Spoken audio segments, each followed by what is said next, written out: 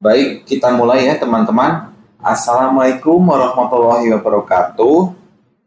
Selamat datang kembali di channel Pejuang Mantri. Sebelumnya, bagaimana kabar teman-teman di hari ini? Semoga kita selalu diberikan kesehatan ya, baik jasmani maupun rohani. Dan juga saya ucapkan selamat datang bagi teman-teman yang baru mampir di channel ini. Dan jika teman-teman suka dengan video ini, teman-teman bisa like dan subscribe ya. Dan yang sudah subscribe, saya doakan semoga bisa lulus P3K tahun ini. Amin. Oke, di video kali ini kita seperti biasa ya, kita akan belajar bareng mengenai latihan soal P3K perawat. Dan apabila nanti saya ada kesalahan ketika menjelaskan maupun pembahasan soal, mungkin teman-teman bisa mengkoreksinya ya di kolom komentar.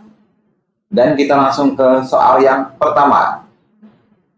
Seorang perempuan usia 28 tahun dengan G1P0A0 datang ke Poli KIA untuk memeriksakan kehamilannya. Tapi si ibu lupa hari pertama haid terakhirnya dan hasil pemeriksaan diperoleh TTV dalam batas normal. TFU pertengahan 1-2 jari di atas simfisis. Nah, ini pertanyaannya, apakah diagnosa obstetri yang tepat berdasarkan kasus di atas? A. G1P0A0 usia kehamilan 12 minggu. B. G1P0A0 usia kehamilan 13 minggu. C. G1P0A0 usia kehamilan 14 minggu. D. G1P0A0 usia kehamilan 15 minggu. Atau E. G1P0A0 usia kehamilan 16 minggu. Jadi jawabannya A ya teman-teman, yaitu G1P0A0 usia kehamilan 12 minggu. Karena di sini pada pemeriksaan didapatkan TFU 1-2 jari di atas simfisis. Nah, jadi ini ya teman-teman, jika si ibu lupa dengan tanggal HPHT-nya, teman-teman bisa berpatokan pada poin-poin di sini ya. Jadi, jika usia kehamilan sebelum 3 bulan, TFU belum dapat diraba dari luar. 12 minggu, 1-2 jari di atas simfisis. 16 minggu, pertengahan simfisis. 20 minggu, 3 jari di bawah pusat. 24 minggu, setinggi pusat. 28 minggu, 3 jari atas pusat. 32 minggu, pertengahan PX sampai pusat. 36 minggu, 3 jari di bawah PX. Dan jika 40 minggu, ini di pertengahan PX sampai pusat. Dan jawaban yang paling tepat adalah A ya teman-teman, yaitu G1P0A0 usia kehamilan 12 minggu. Baik, soal yang kedua. Seorang perempuan G2P1A0 usia kehamilan 20-21 minggu datang ke puskesmas dengan keluhan perdarahan tanpa rasa nyeri sejak 2 hari yang lalu.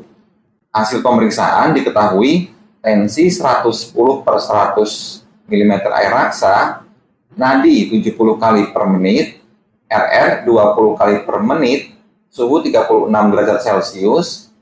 Pemeriksaan Leopold 1, presentasi bokong. Leopold 2, punggung kanan. Leopold 3, belum masuk PAP. Dan DJJ-nya 140 kali per menit. Ketika di USG, didapatkan plasenta terletak rendah pada rahim sehingga menutup leher rahim. Nah, ini pertanyaannya, apakah komplikasi yang terjadi pada pasien tersebut? A. Preeklamsi.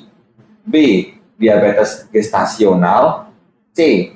Mola hidatidosa. D.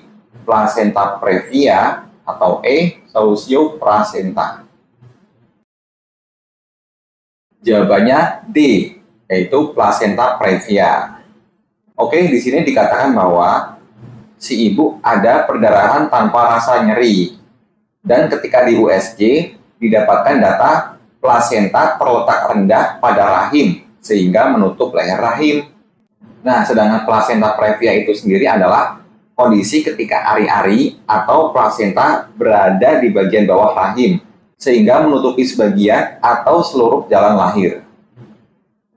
Selain menutupi jalan lahir, plasenta previa dapat menyebabkan perdarahan hebat, baik sebelum maupun saat persalinan. Oke, soal yang ketiga, seorang perempuan G1, P0, A0, usia kehamilan 38 sampai 39 minggu dalam proses persalinan atau infartu.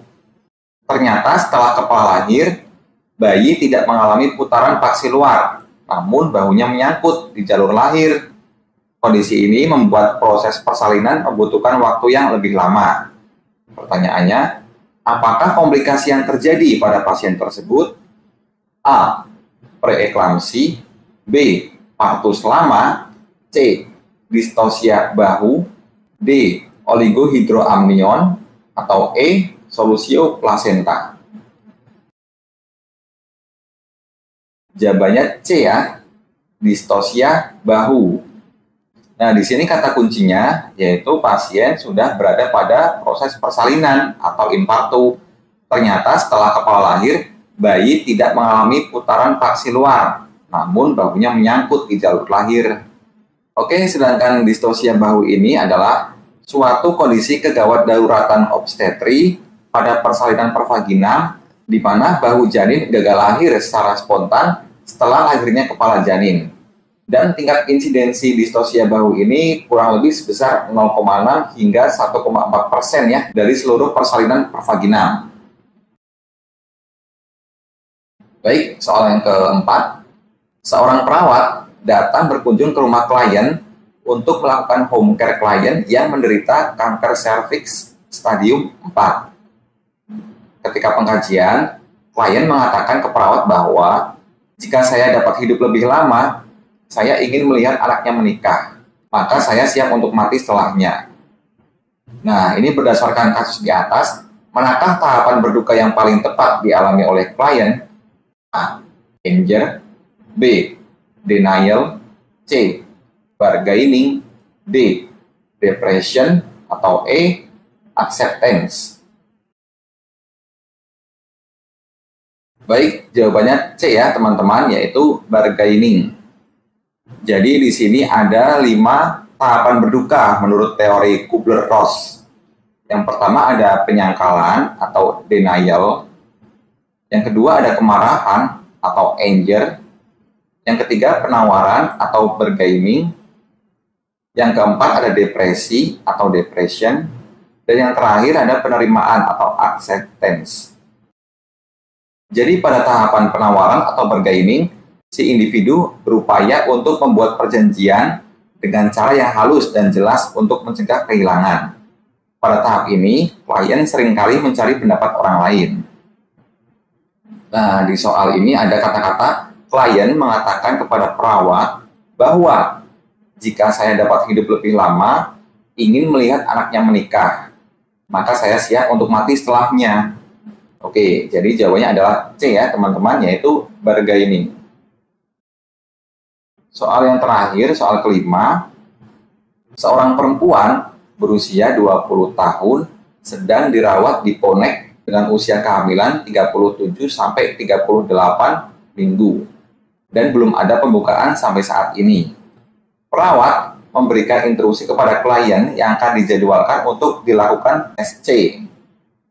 Dan pertanyaannya, apakah instruksi yang seharusnya diberikan perawat yang paling tepat? A. Klien diposisikan lateral selama pemeriksaan. B. Penjelasan adanya komplikasi yang terjadi. C. Penandatanganan surat persetujuan sebelum prosedur. D. Istirahat yang cukup diperlukan setelah prosedur dijalani. Atau E. Diperlukan rawat inap 48 jam setelah prosedur dilakukan. Oke, jadi jawabannya C ya teman-teman, yaitu penandatanganan surat persetujuan sebelum prosedur.